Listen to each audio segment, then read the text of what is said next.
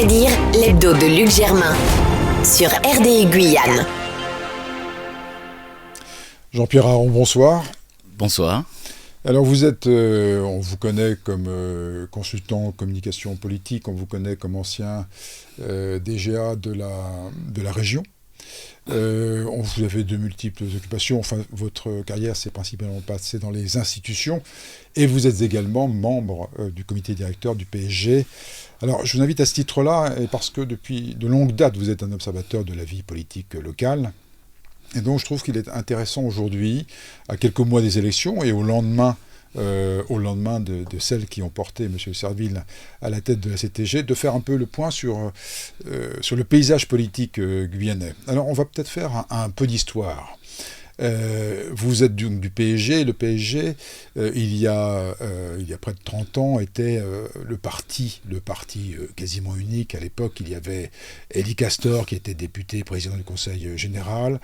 Il y a Ottilie à la région. Le sénateur Tarcy était le sénateur. En fait, tous les postes de décision, les postes d'influence étaient aux mains du PSG. C'était certainement son apogée, c'était la fin des années 80. Ensuite, une décrue a commencé. Et nous arrivons à la fin des années 90, et là il se passe un certain nombre de choses, mais on sent que, entre les différents tiraillements qu'il y a eu au sein du PSG, on voit que la vie politique se réoriente. Quel est votre point de vue et quels sont les souvenirs qui sont attachés pour vous à cette époque ? Alors, vous me conduisez à parler de mon parti. Et c'est vrai que le PSG a connu au cours de son histoire, créé en 1956, je le rappelle, par Justin Cataillé, a connu, comme beaucoup de partis, des hauts et des bas, mais je note qu'elle n'a jamais changé de dénomination. Il y a eu, grosso modo, la grande période des années 60, disons, c'est une période importante pour le parti parce qu'elle était portée par une revendication, celle de l'autonomie, toujours d'ailleurs. La décrue, c'est vrai, a commencé quand, au sein du PSG, des dissensions ont commencé à apparaître dès les années 60, déjà avec Castor, puis avec Ottilie à la fin des années 80, et puis le parti est remonté avec notamment Antoine Karam, Marie-Claude Verdun. Nous avons, c'est vrai, occupé pas mal de postes électifs dans des collectivités, les mairies, des postes de parlementaires. Nous avions du temps où on nous qualifiait de parti hégémonique jusqu'à 11 mairies sur 22, 2 parlementaires à l'époque. Et puis, disons, le point de rupture véritablement, c'est 2008. Oui, alors avant ça, il y a quand même eu une petite histoire et au fond, la déliquescence du PSG. On peut prendre la liberté de l'appeler comme ça. Mais vous n'étiez pas les seuls parce que vous aviez un parti très fort qui était le RPR à l'époque, en face. Et c'est étonnant que ces deux partis aient suivi cette même courbe, parce qu'on s'étonne. Vous vous souvenez qu'à l'époque, le RPR arrivait à remplir ce qui était Paulina aujourd'hui, c'est-à-dire faire salle pleine, au même titre que le PSG. Donc, et cette décrue, et ce qui est curieux, c'est le parallèle. C'est-à-dire qu'on s'aperçoit que ces deux partis, vous vous souvenez, le RPGR, de Léon Bertrand, etc., et on a l'impression que ces deux partis s'affaissent. Alors, y a-t-il des causes ? Vous avez cité les causes internes, on les a vues, on les comprend. Y a-t-il un facteur d'érosion qui soit un facteur externe, c'est-à-dire un désaccord, au fond, une prise de distance entre l'opinion publique et les partis politiques qui ne comprenaient peut-être pas ce qui se passait. Non, je pense que la désunion, comme vous l'avez dit, d'ailleurs, je ne partage pas votre comparaison avec ce que je considère comme une filiale d'un parti français. En Guyane, je parlais du RPR. Parce que eux, ils prennent leurs instructions en France hexagonale, ils sont tenus par la direction en fait que leur donne leur maison mère. Le parti socialiste guyanais, on peut le considérer comme un parti national entre guillemets. Il a toujours été. Sa lente, disons la dégradation qu'on a observée au parti, je suis de ceux qui pensent que ça vient de l'intérieur. Ça vient des zones eux-mêmes, puisque nous avons un socle. Ce socle existe toujours.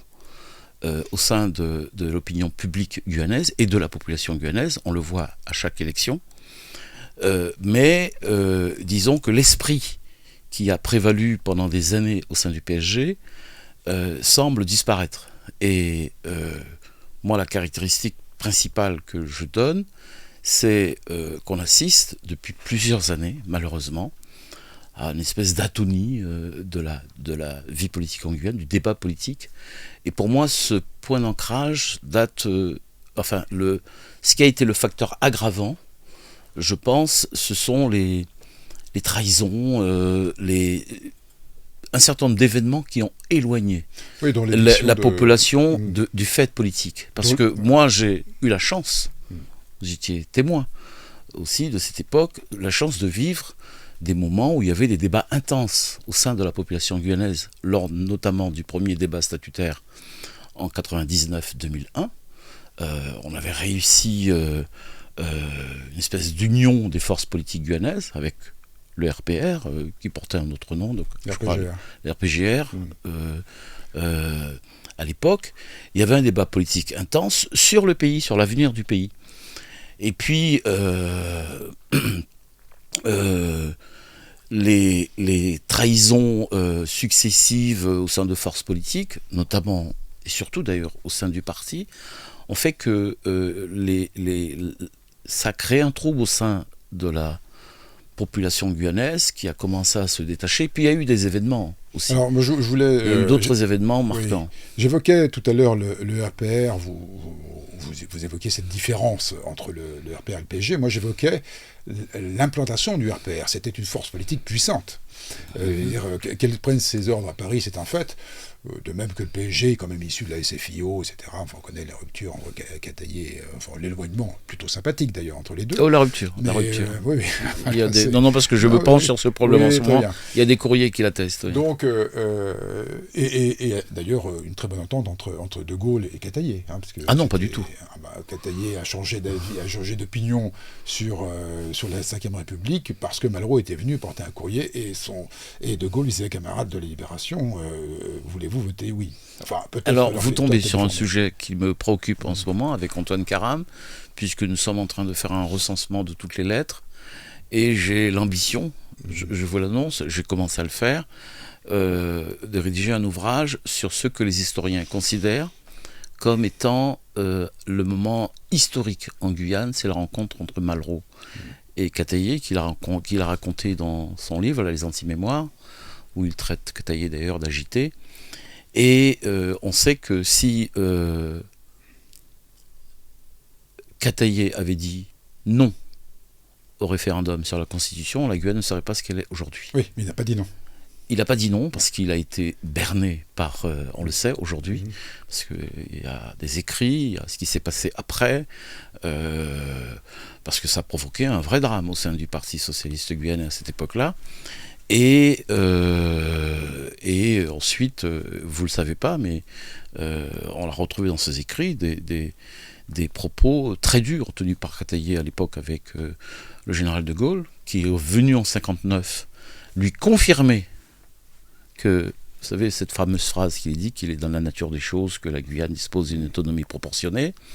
Il s'est très vite rendu compte qu'il avait été à la fois berné par Malraux, et par le général de Gaulle qui est venu l'année d'après en Guyane, après une tournée en Amérique.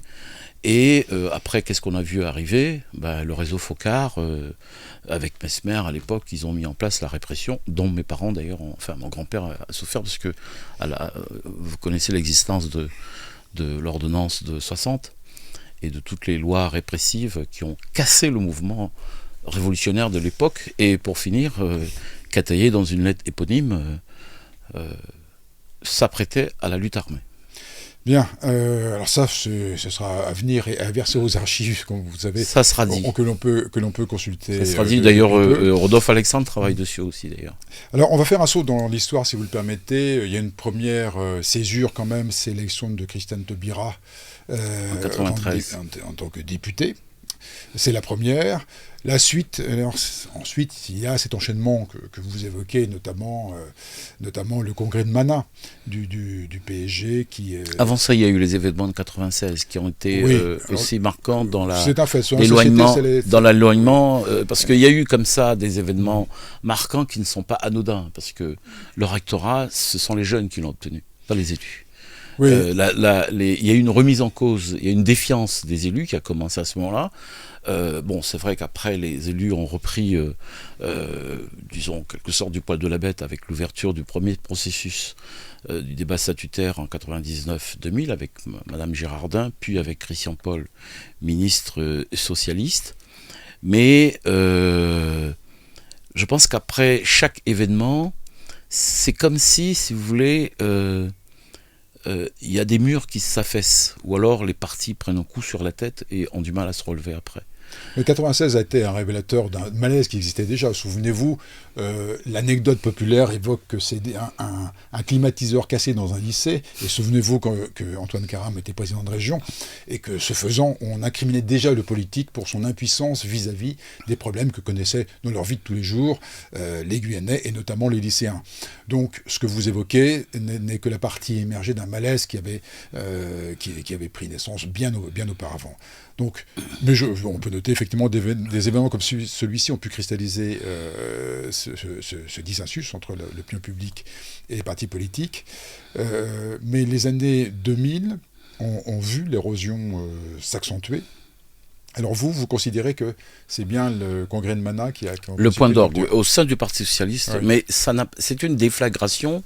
Parce que moi je considère que c'est une déflagration et certains camarades parlent même du traumatisme de Mana, parce que ce qui s'est passé à Mana a été très grave pour le parti, puisque ça a été le déchirement entre deux dirigeants éminents du parti, Jean-Claude Lafontaine, l'enjeu c'était la mairie de Cayenne, et on sait qu'au congrès de Mana, le Congrès a désigné Jean-Claude Lafontaine.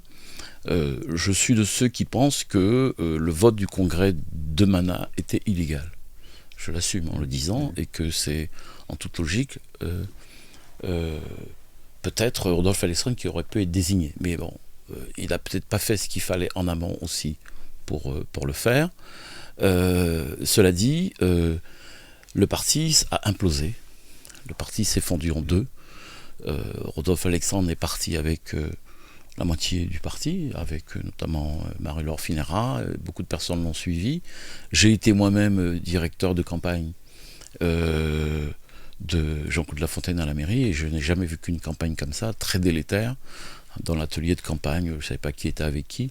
Et d'ailleurs, pour l'anecdote, lors de mon bilan de la campagne, j'ai intitulé mon bilan chronique d'une défaite annoncée, et puis j'avais mis en sous-titre en créole: nous fait tout ça nous te connaître pour perdre. Alors pourquoi avez-vous pris le parti de rester avec Jean-Claude Lafontaine? C'était quoi, le parti légaliste? Par loyauté à mon parti. Je suis loyal. Vous ne pensiez pas que les positions de Rodolphe Alexandre à l'époque étaient aussi défendables? Non. Donc, finalement, vous savez, l'histoire est têtue.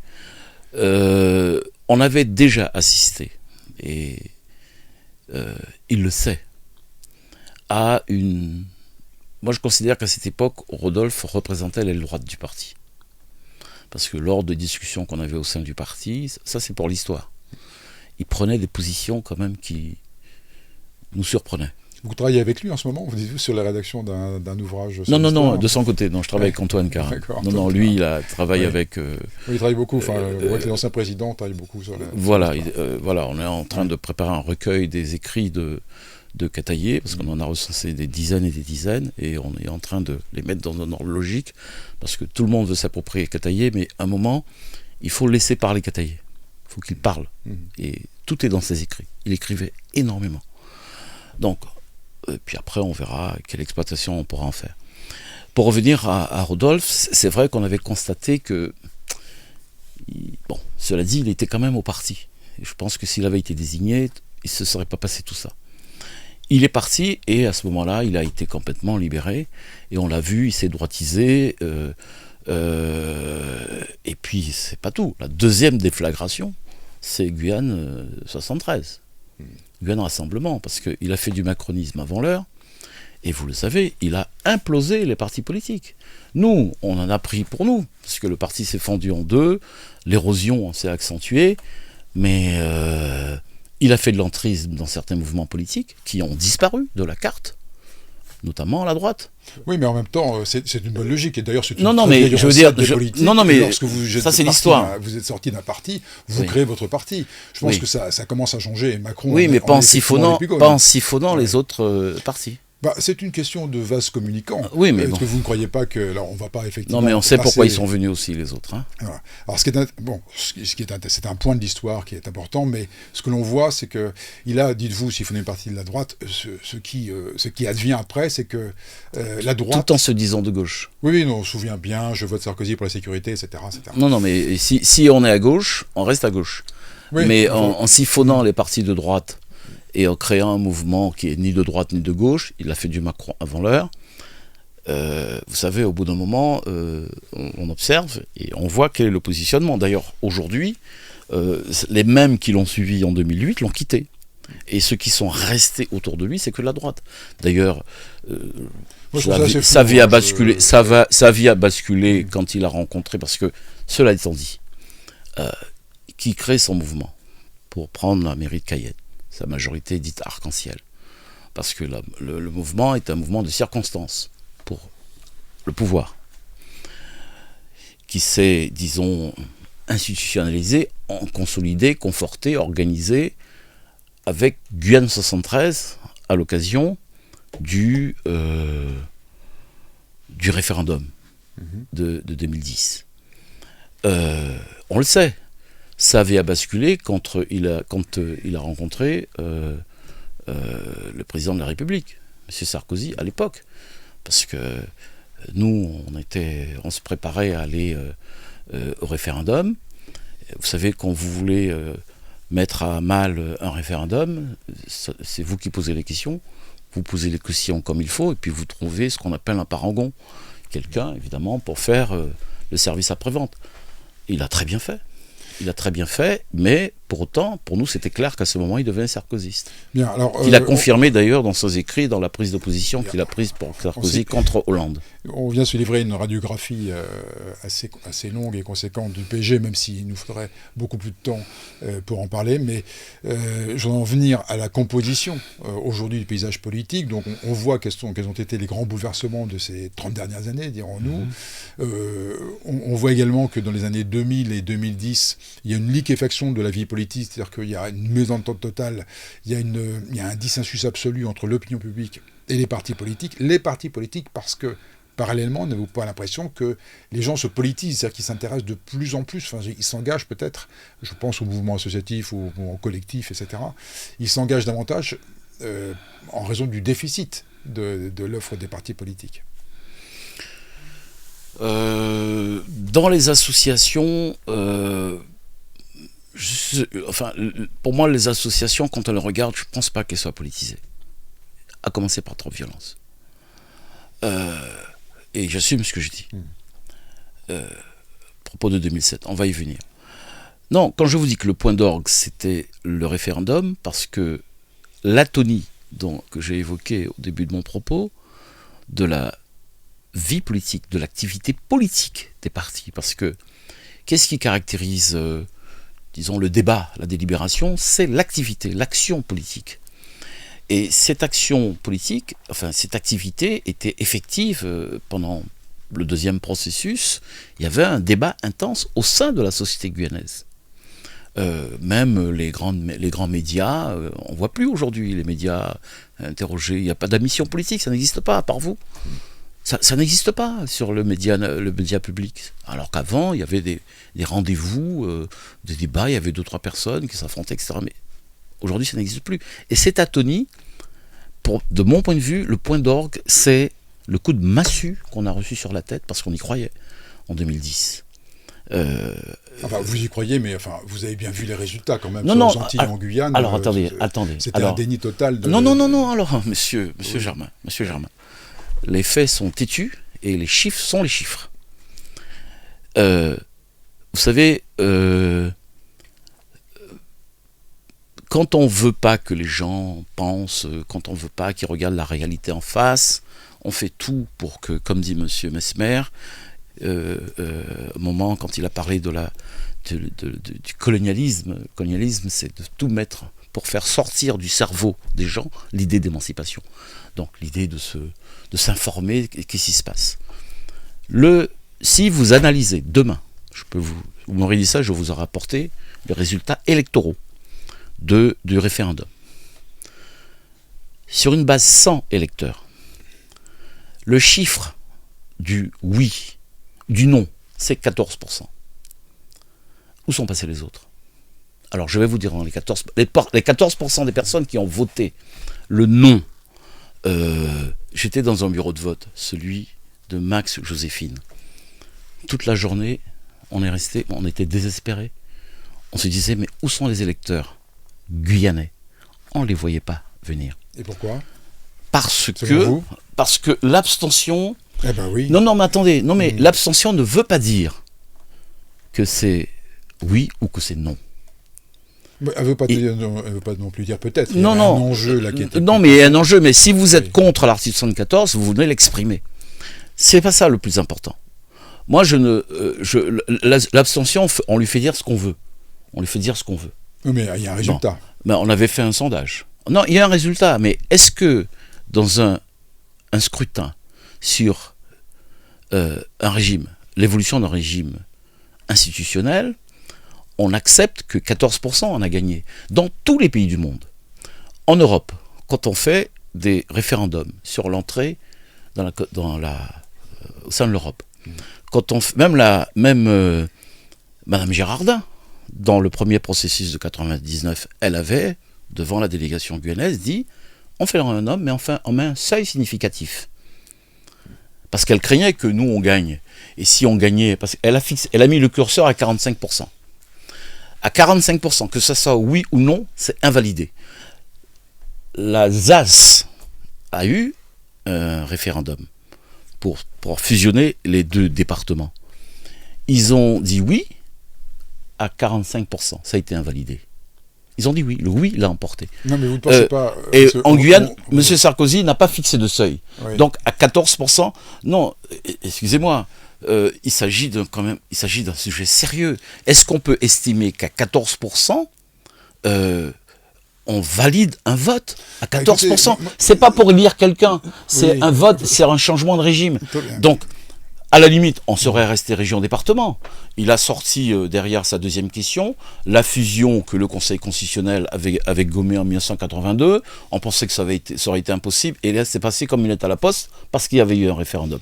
Mais enfin, la vie politique... ce résultat n'a aucune signification de notre point de vue. C'est un point de vue que vous serez appelé à défendre et avec des arguments que certainement vous clarifierez.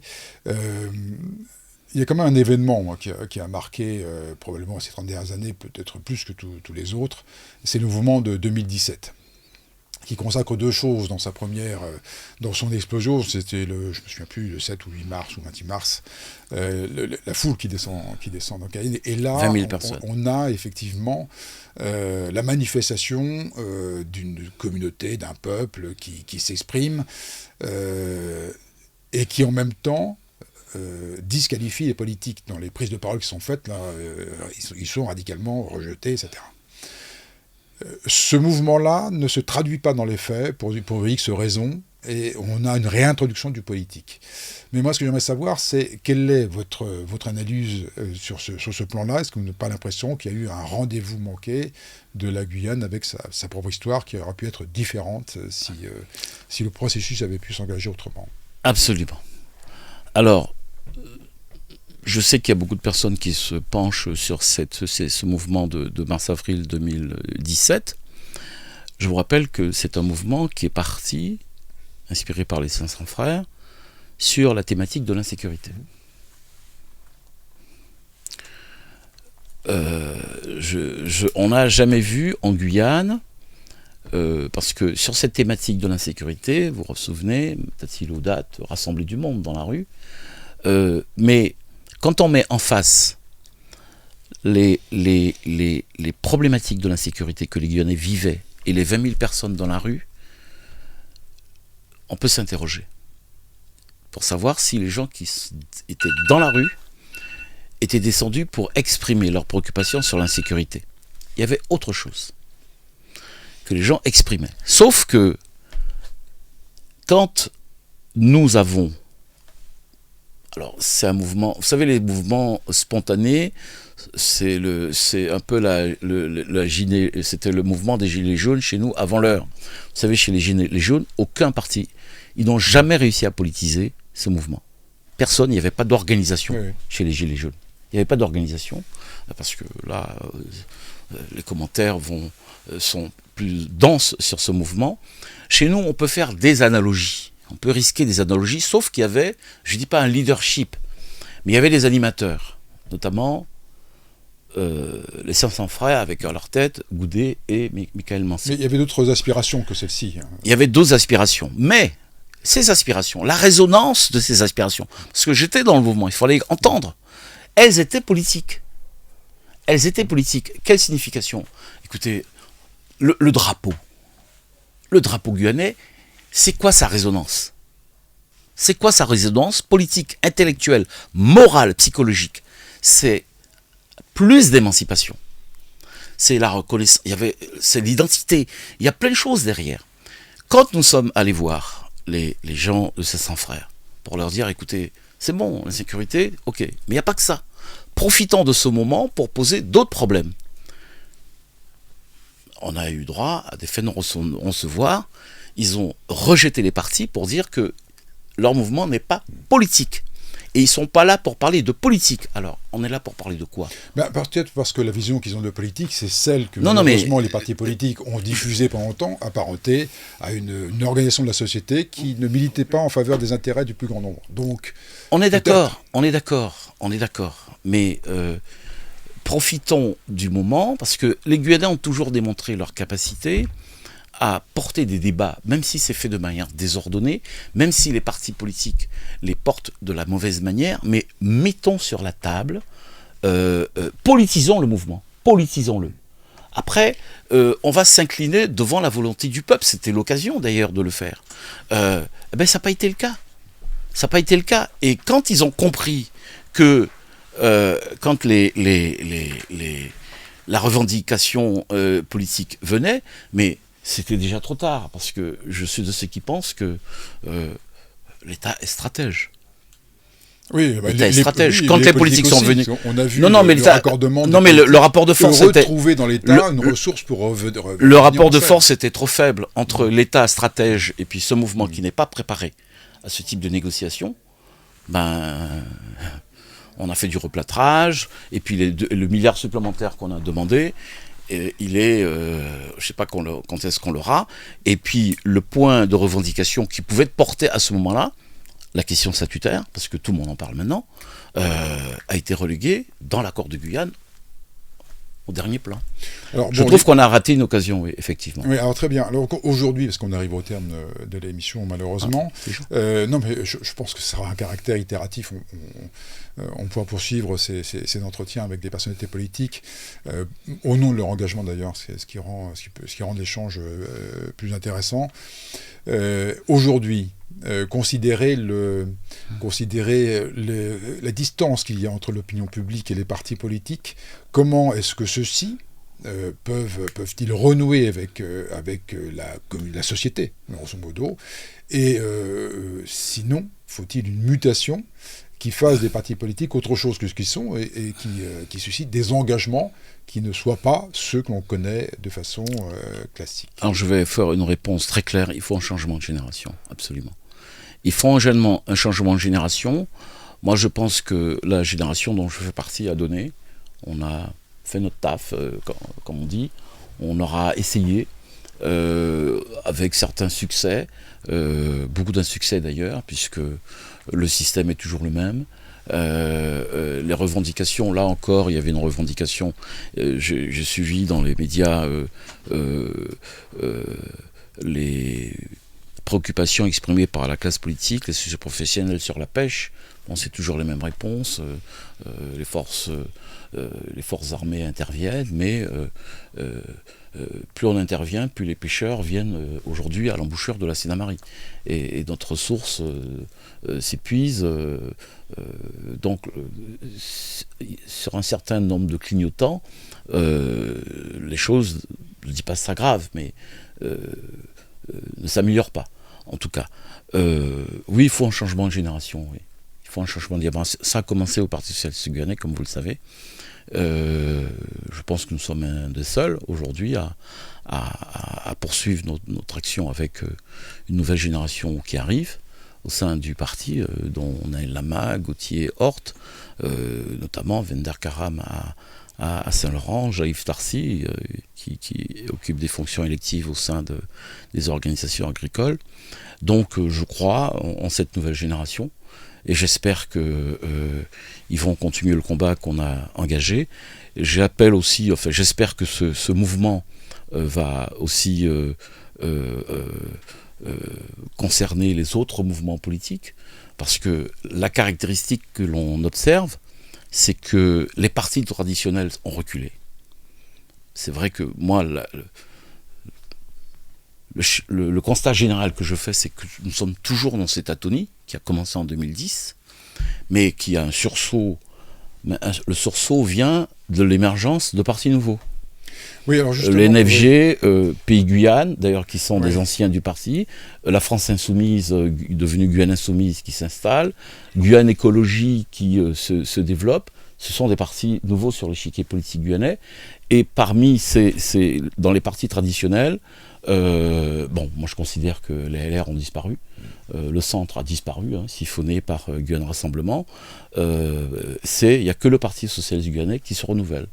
Bien, alors peut-être nous ne sommes pas d'accord sur le fait de savoir que la société civile s'organise aussi et que probablement le paysage politique de la société civile, c'est des organisations, des ONG, qui aujourd'hui s'engagent, militent sur le terrain et ont une voix politique. Prenons le cas de un autre échelon, Greta Thunberg par exemple, qui porte quelque chose que sont incapables de saisir les partis politiques. Donc on voit bien qu'il y a quelque chose qui échappe aux partis politiques et on a le sentiment que le changement de génération dans les partis ne répondra peut-être pas aux aspirations de la société. Mais vous savez, je crois, le Parti socialiste guyanais, pendant très longtemps, a été puissant parce que elle était adossée, et c'est l'œuvre de Cataillé, elle était adossée parce que dans la société, le parti ne peut pas tout. Il faut des relais. Il y avait un tissu associatif qui gravitait autour du parti, qui était important. C'est le cas d'ailleurs de ELV, parce que tous ces partis-là, ces ONG... Les Verts, on sait qu'ils gravitent autour de ELV. Ça, on l'a perdu. On essaye de le reconstituer, effectivement, un tissu associatif fort, proche du parti, qui peut relayer un certain nombre de préoccupations, oui. Merci Jean-Pierre Aron, à bientôt. Merci, c'est moi.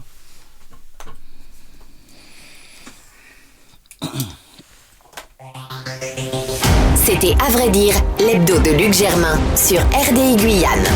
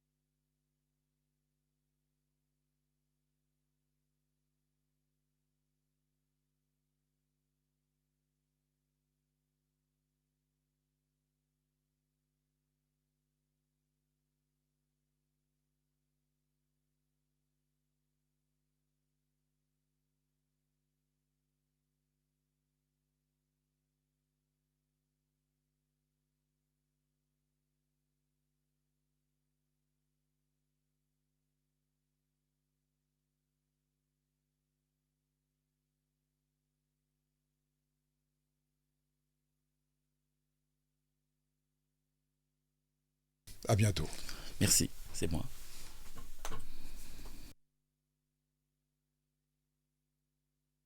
Merci Jean-Pierre Aron. À bientôt. Merci Jean-Pierre Aron. À bientôt. Merci.